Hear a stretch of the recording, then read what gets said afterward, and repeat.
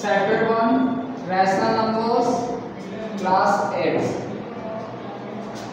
हम लोग यहाँ क्लास 8 का रैशनल नंबर चैप्टर 1 पढ़ने जा रहे हैं। सबसे पहले रैशनल नंबर के बारे में जितने इंपॉर्टेंट टर्म्स हैं उसके बारे में हम इंट्रोड्यूस कर लेंगे। उस टर्म के बारे में हम लोग जाएंगे तो क्वेश्चन भी खुद सॉल्यूशन हो जाएगा एक्सरसाइज का। आइए सबसे पहले रैशनल नंबर्स क्या है उसके बारे में समझते हैं। किसको रैशनल नंबर बोला जाएगा और किसको नहीं, कैसे हम आइडेंटिफाई करेंगे रैशनल नंबर को। The numbers which can be represent in the form p upon q where p and q are integers and q does not is equal to 0 are called rational numbers।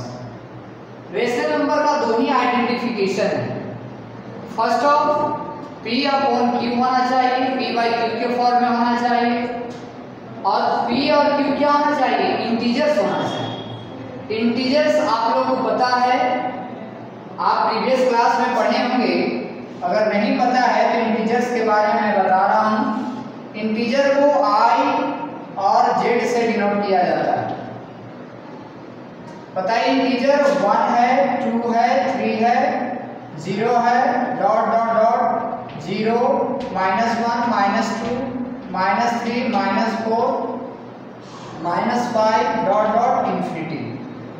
इसी को बोला जाता है integers. Integers it means natural number, negative of natural number including with 0। Full number, ये decimal में नहीं होता है, फ्रैक्शन नहीं होता है। Integer it means full number. तो पहला कंडीशन शो कर रहा है p और q क्या होना चाहिए, इंटीजर्स होना चाहिए। इंटीजर्स मतलब 1 2 3 4 5 इंफिनिटी जो भी हो और 0 भी हो, और -1 -2 -3 -4 इंफिनिटी तक हो। इंटीजर इट मींस 2.3 नहीं होना चाहिए, 1/3 नहीं होना चाहिए, डेसिमल और फ्रैक्शन नहीं होना चाहिए। इंटीजर्स का मतलब फुल नंबर। इट मींस जैसा कि आपको बताया गया। तो पहला है रैशनल नंबर का कि p और q इंटीजर्स होना चाहिए, और सेकंड है q does not equal to 0। q does not equal to 0 it means क्या, डिनोमिनेटर कभी 0 नहीं होना चाहिए। तो दो ही है, दो ही चेक करेंगे। अगर दोनों फॉलो करता है तो रैशनल नंबर है, और दोनों में से कोई भी एक फेल करता है इट मींस रैशनल नंबर नहीं है।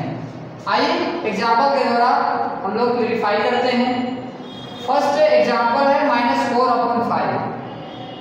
अब हम लोग चेक करते हैं ये रैशनल नंबर है कि नहीं। p और q इंटीजर, तो देखिए p भी इंटीजर है और q भी इंटीजर है। पहला मैटर फॉलो किया।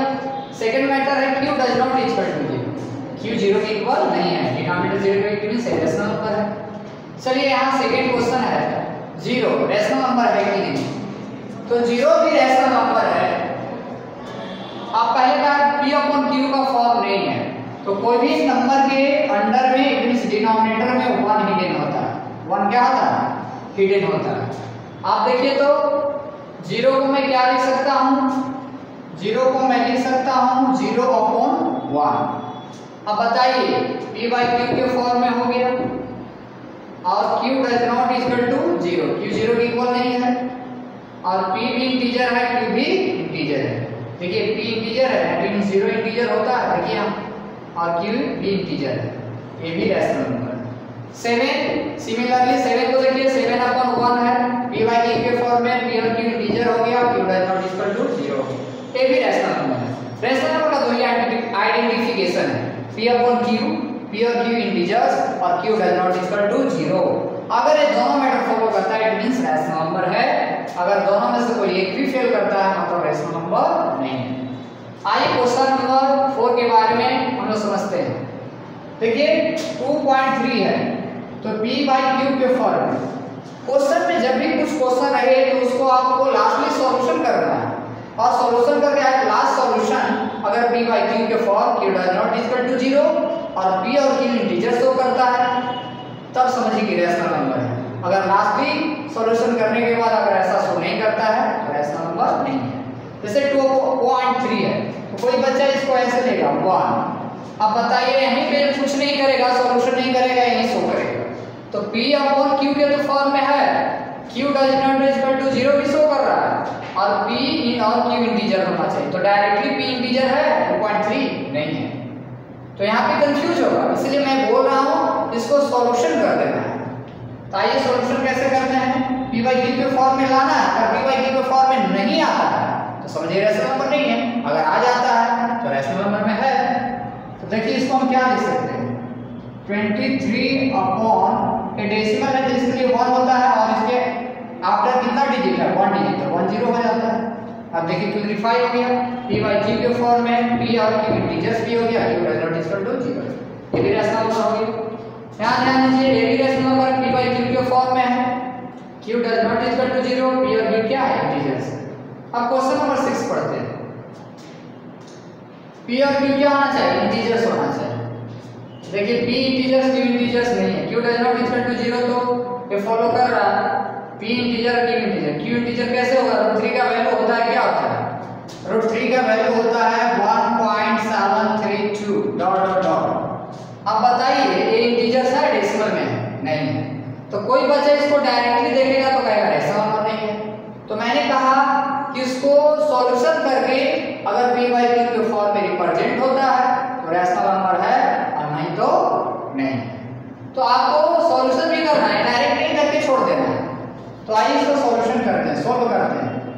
2 into 27 को क्या लिख सकते हैं, 3 into 3 into 3 फैक्टर करेंगे और √3। आपको पता है ये दोनों के मिड स्क्वायर रूट में क्या हिडन होता है, 2 हिडन होता है, तो इसमें वो सेम नंबर डबल टाइम्स आएगा तो 1 टाइम्स क्या होता है, आउट होता है, मींस बाहर होता है। तो बताइए 2 into ये डबल टाइम्स है तो 1 टाइम्स आउट होगा यानी बाहर होगा, 3 हो गया, एक बाहर हो गया, डबल है तो एक बार बाहर होता है। सेम डिजिट डबल टाइम्स है तो 1 टाइम्स आउट होता है, ये सिंगल डिजिट है तो इसको अंदर ही रह जाएगा अपॉन √3।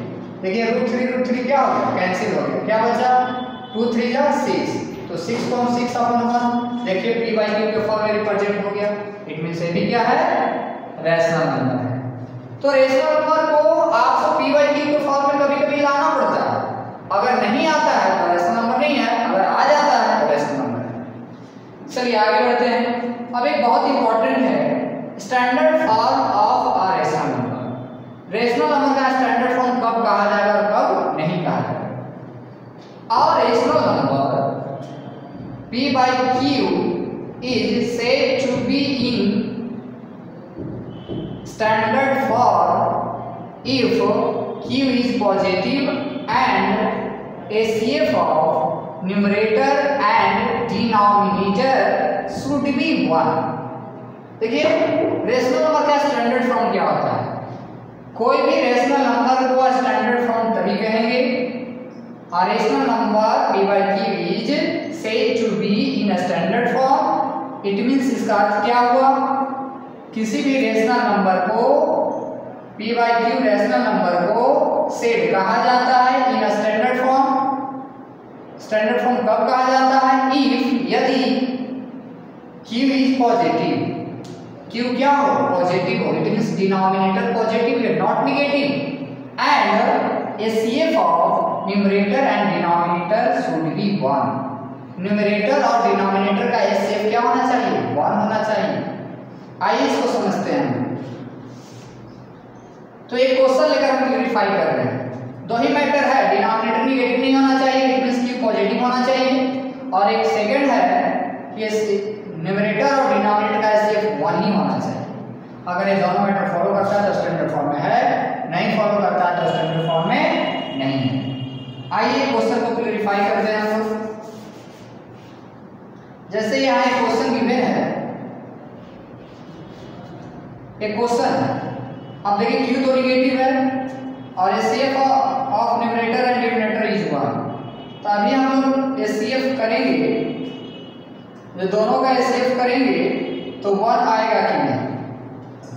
तो देखिए HCF आपको पता है 77 से 77 में हम लोग क्या करेंगे, 56 से क्या करेंगे डिवीजन करेंगे, पता है लेस को ही ग्रेटर में डिवाइड किया जाता है, HCF यही होता है, 1 टाइम्स लगेगा 56, 1 आ गया, ये क्या हो गया 2 हो गया।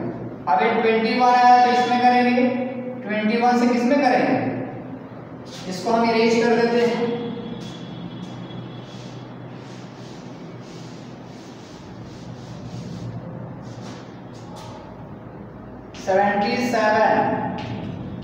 में हम लोग 56 से करते हैं। 1 टाइम्स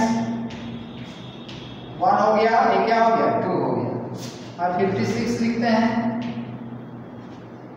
21 2 जा क्या होता है 52, 1 हो गया, फिर ये इसको लिखते हैं 1 टाइम्स 14, फिर 7 आ गया, और 7 से डिवाइड करेंगे फिर क्या 14, तो 7 2 जा क्या होता है 14। तो आपका एचसीएफ क्या आ रहा है, लास्ट का पता है, जिससे डिवाइजर नहीं, लास्ट का डिवाइजर रिमाइंडर जब 0 आता है 7 2 जा 14, इट मींस रिमाइंडर 0 आ गया, और जहां रिमाइंडर 0 आता है उसका डिवाइजर क्या होता है एचसीएफ होता है। तो एचसीएफ क्या है 7। तो आप झट से बोल दीजिएगा कि सर ये तो निगेटिव है, और दूसरी बात ये क्या है इसका एचसीएफ 7 आ रहा है। नहीं, कोई भी क्वेश्चन को सबसे पहले सिंपलेस्ट करते हैं, कटिंग करते हैं, न्यूमरेटर और डिनोमिनेटर कट जाता है, शॉर्ट करते हैं, सिंपलेस्ट फॉर्म में कर देते हैं, और उसके बाद डिनोमिनेटर निगेटिव है तो उसको डिनोमिनेटर को पॉजिटिव बनाते हैं, और तब देखते हैं कि ये फॉलो कर रहा है कि नहीं। आइए देखते हैं। तो देखिए, तो सबसे पहले इसको सिंपलेस्ट करते हैं, इट मींस शॉर्ट करते हैं, छोटा करते हैं। 7 से 7 लेट जा 56, 7 से 11 कितना आ गया 8/-11। अब देखिए डिनोमिनेटर निगेटिव नहीं होना चाहिए, पॉजिटिव करते हैं। तो 8 इसमें क्या करते हैं पॉजिटिव बनाने के लिए -1 से न्यूमरेटर और डिनोमिनेटर में मल्टीप्लाई कर देते हैं। तो क्या हो गया -8 क्या हो गया 11। देखिए डिनोमिनेटर पॉजिटिव हो गया, और इसका एचसीएफ आप निकालिए 8 से 11, अब एचसीएफ निकालिए क्या 1 होता है कि नहीं। 11 में से 8 जाएगा 3, 8 आएगा, 3 2 जा 6, 2 आएगा। अब 2 से किस में करेंगे 3 में, 1 टाइम्स हो जाएगा 2, फिर कितना आया 3 में से 2 गया 1, और 1 में किससे करेंगे 2 से, 1 2 जा 2, कैंसिल रिमाइंडर 0 में से क्या गया 1। तो क्लियरफाई, आपको साइन यहाँ नहीं देखना है, न्यूमरेटर का साइन दिया है। तो यही ये स्टैंडर्ड फॉर्म है, मतलब सबसे पहले इसको सिंपलेस्ट करेंगे, सिंपलेस्ट करने के बाद अगर डिनोमिनेटर निगेटिव है तो पॉजिटिव बनाते हैं, अपर लोअर मल्टीप्लाई करके, और यही हो गया क्या स्टैंडर्ड फॉर्म में है। इट मींस इसी को स्टैंडर्ड फॉर्म कहा जाता है। यहाँ देखिए सबसे पहले सिंपलेस्ट कीजिए, 3 6 जा 18, 3 10 जा, अब 2 से 2 3 जा, 2 से 2 5 जा, 3 क्या हो गया 5। देखिए क्यू पॉजिटिव है और दोनों का एचसीएफ क्या है 1 है, ये भी स्टैंडर्ड फॉर्म में हो गया। 3/5 क्या हो गया, इसका स्टैंडर्ड फॉर्म में हो गया, और इसका स्टैंडर्ड फॉर्म ये हो गया। तो यहाँ से क्लियर हो गया। आगे देखते हैं, एक नोट मैंने लिखाया है, rational number should be in standard form. It means rational number को स्टैंडर्ड फॉर्म में ही होनी चाहिए। कोई भी रेशनल नंबर आपको शो करता है तो उसको स्टैंडर्ड फॉर्म में करनी चाहिए, ये जरूरी है, नहीं तो कहीं कहीं क्वेश्चन कुछ बनाने में प्रॉब्लम होता है। सेकेंड पॉइंट है 0/a=0। हाँ, 0 में किसी भी नंबर से डिवाइड कीजिएगा तो 0 आता है, बट 0 से किसी नंबर में डिवाइड कीजिएगा तो इसको बोला जाता है नॉट डिफाइंड, ये डिफाइंड नहीं है। जैसे आपको मैं बताऊं इसको कैसे डिफाइन नहीं है, इसको समझिए। आप क्या करते हैं 0 से किसी नंबर में डिवाइड करते हैं, तो 0 में किसी भी नंबर से इंटू कीजिए, क्या आएगा, ये कभी आएगा नहीं आएगा, इसलिए इसको क्या बोलते हैं infinity, not defined. But 0/a, तो a से जब 0 में डिवाइड करते हैं तो a में किसी भी नंबर से इंटू करेंगे तो क्या आ जाएगा 0, तो कैंसिल हो जाता है। तो इसको क्या कहते हैं, इट मींस क्या हो जाएगा 0, 0/a को क्या कहते हैं 0। दो मैटर है यहाँ पे, 0/a है तो 0 हो जाएगा, a/0 है तो नॉट डिफाइंड होता है। 0 से किसी भी नंबर में आप मल्टीप्लाई किया कभी a नहीं आता है, बट a में किसी भी नंबर से डिवाइड इंटू कीजिएगा तो क्या आता है 0 आ जाता है। तो 0/a क्या होता है 0, और a/0 0 ये डिफाइन नहीं है। It means division by 0 is not possible, यानी 0 से किसी भी नंबर में डिवाइड करना पॉसिबल नहीं है।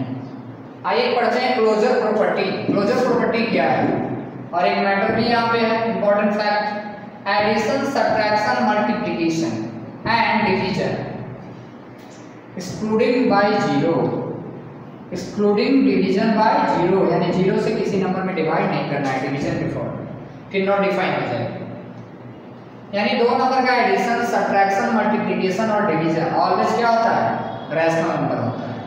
और एक दो नंबर का एडिशन सब्ट्रैक्शन मल्टीप्लिकेशन और डिवीजन अगर 0 रैशनल नंबर होता है तो इसी को क्या कहा जाता है, क्लोजर प्रॉपर्टी कहा जाता है।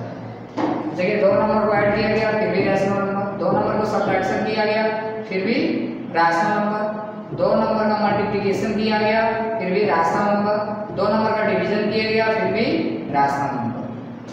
तो एडिशन सब्ट्रैक्शन मल्टीप्लिकेशन और डिवीजन, एडिशन आता है आपको 3 5 का एलसीएम क्या हो गया 15, 3 5 जा 15, 5 आया, 5 में 2 से मल्टीप्लाई किया 10 आया।